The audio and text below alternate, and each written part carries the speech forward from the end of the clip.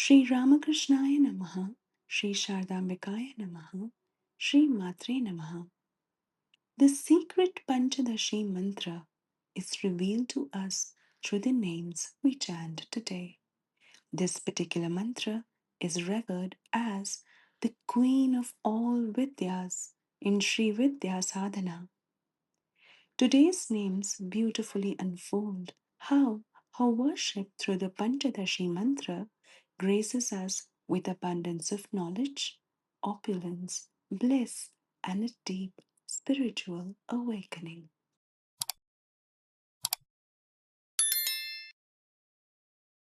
Namaskar and welcome to day 16 of this sacred 100-day journey into the Lalita Sahasranamam, where we learn the pronunciation and meaning of the 1,000 names of the Divine Mother, one name at a time.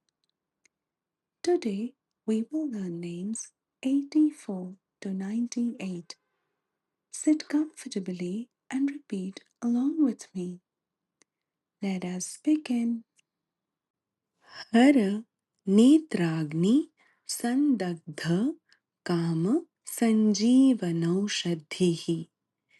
She, who is the life-restoring Sanjeevani medicine reviving Kama, who was reduced to ashes by the fire of Lord Shiva's third eye, जो संजीवनी औषधि के समान भगवान शिव के नेत्राग्नि से भस्म हुए कामदेव को पुनर्जीवित करने वाली है। हर नेत्राग्नि संदग्ध काम संजीवनौषधि। हर नेत्राग्नि संदग्ध काम संजीवनौषधिः हर नेत्राग्नि संदग्ध काम संजीवनौषधिः श्रीमद् वाग्भव कूटैक स्वरूप मुख Pankaja. She whose lotus-like face is non-different from and one in essence with the sacred Vagbhava mantra, जिनका कमल के समान मुख वाग्भव कूट के साथ अभिन्न और एक स्वरूप है। श्रीमद् वाग्भव कूटैक स्वरूप मुख पंकजा. श्रीमद् वाग्भव कूटैक स्वरूप मुख Pankaja. The Panchadashi mantra is divided into three parts, kutas. First part or kuta of the Panchadashi mantra is the Vagbhava Kuta. It is concerned with supreme wisdom, divine knowledge, creativity, and pure speech. The lotus face of the divine goddess is the embodiment of this first kuta, Vagbhava. Srimad Vagbhava Kutaika Swarupa Mukha Pankaja.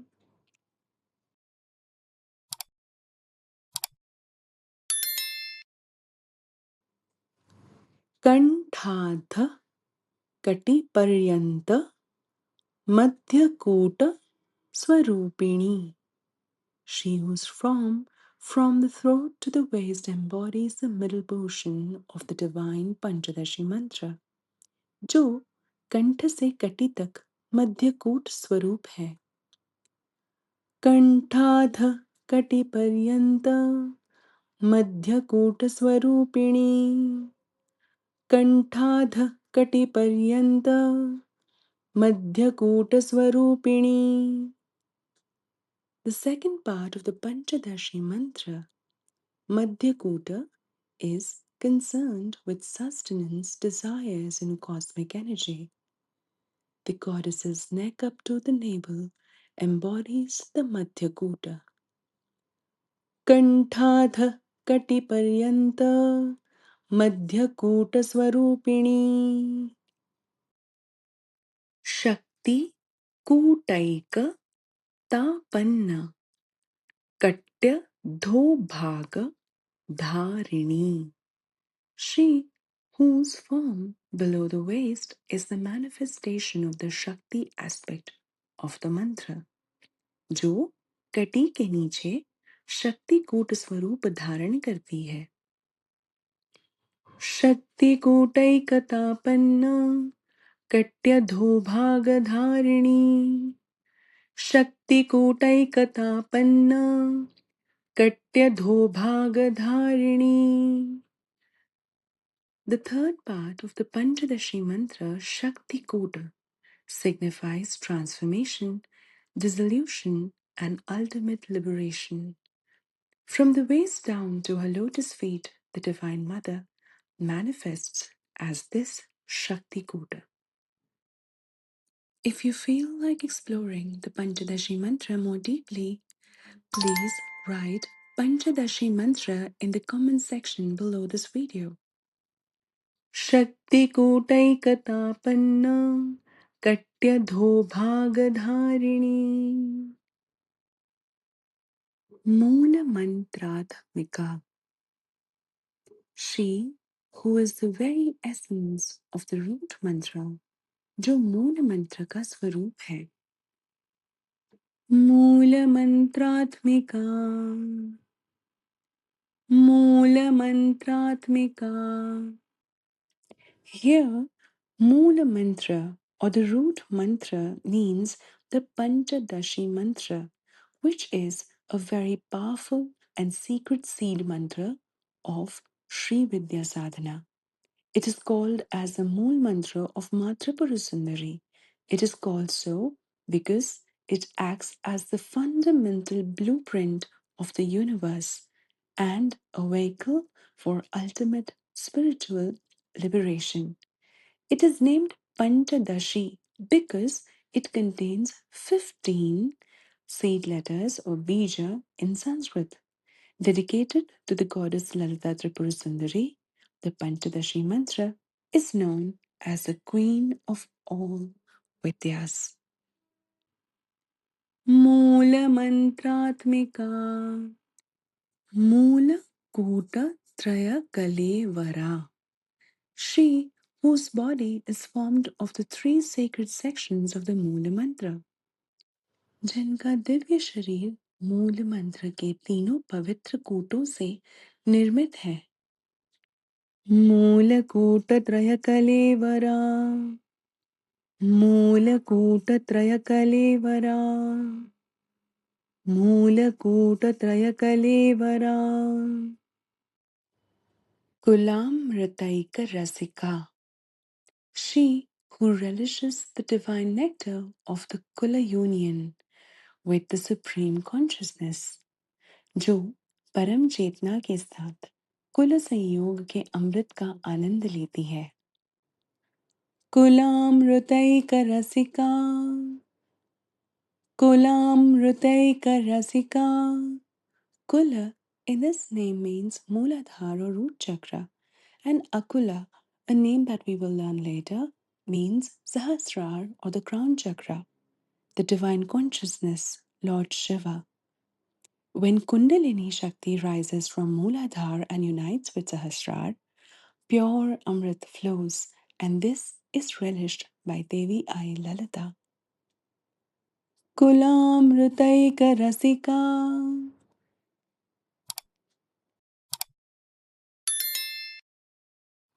Kula Sanketa Palini. She who guards the secrets of Kula, जो कुल के रहस्यों की रक्षा करती है। कुल संकेत पालिनी, कुल संकेत पालिनी. Kul here refers to the path of Sri Vidya Sadhana. The hidden signs, esoteric secrets, and subtle disciplines of the Sri Vidya Sadhana are protected and upheld by the Divine Mother. Kula Sanketa Palini, Kulangana. She who is a chaste lady of the Kula, जो कुल की पवित्र स्त्री है। कुलांगना, कुलांगना. Here, Kula represents the sacred Sushumna Nadi, the subtle channel through which the Kundalini Shakti awakens and rises. The chaste feminine within the Kula here is actually the pure Kundalini energy ascending within this divine pathway. If you would like to explore the deeper meaning of the Sushumna Nadi, please write Sushumna Nadi in the comments section below this video. Kulangana Kulantastha, she who resides deep within the Kula, जो कुल के बिल्कुल मध्य में निवास करती हैं. कुलांतस्था कुलांतस्था. It means that Ma Lalita Tripura Sundari resides at the heart of the Kula doctrine, the Sri Vidya Sadhana. Kulantastha Kaulini, she who is worshipped by the followers of the Kula tradition, Kaul परंपरा के उपासकों द्वारा पूजी जाने वाली. कौलिनी कौलिनी कुल योगिनी, she who is the yogini guiding the Kula path of union with the supreme consciousness, जो कुल योग की साधिका है. कुल योगिनी कुल योगिनी Akula, she who is beyond Kula, जो कुल से परे हैं.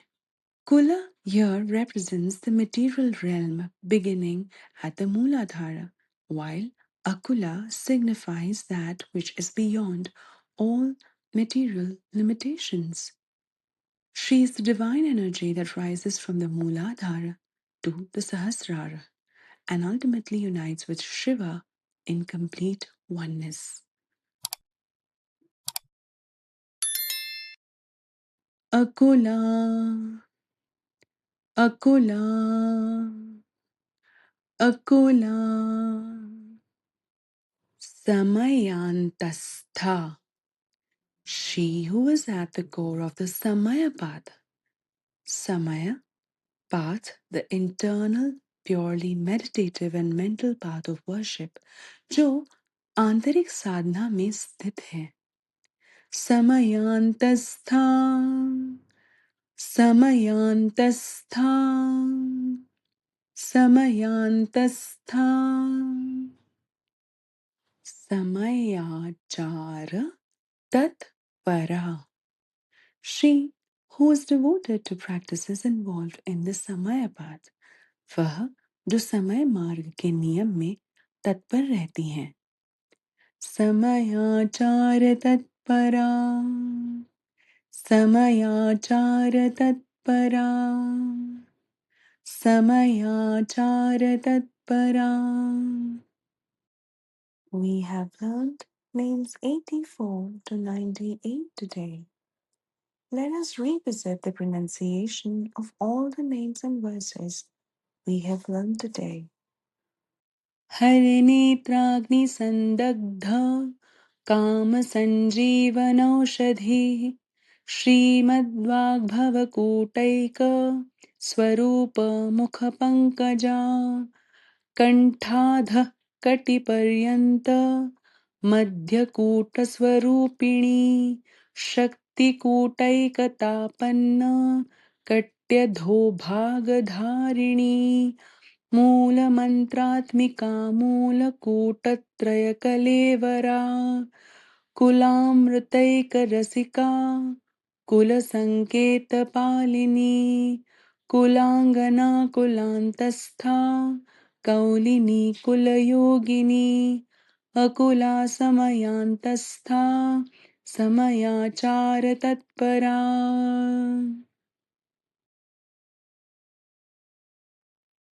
This brings us to the end of our day 16 learning.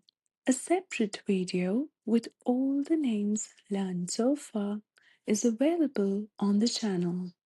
Please click on the link to revisit and reflect on the names that we've learned so far. Thank you for being a part of this journey. May we offer the knowledge gained and the ignorance that still remains at the feet of the Divine Mother. I will meet you in the next video. Shri Matre Namaha. Om Namah Shivaya.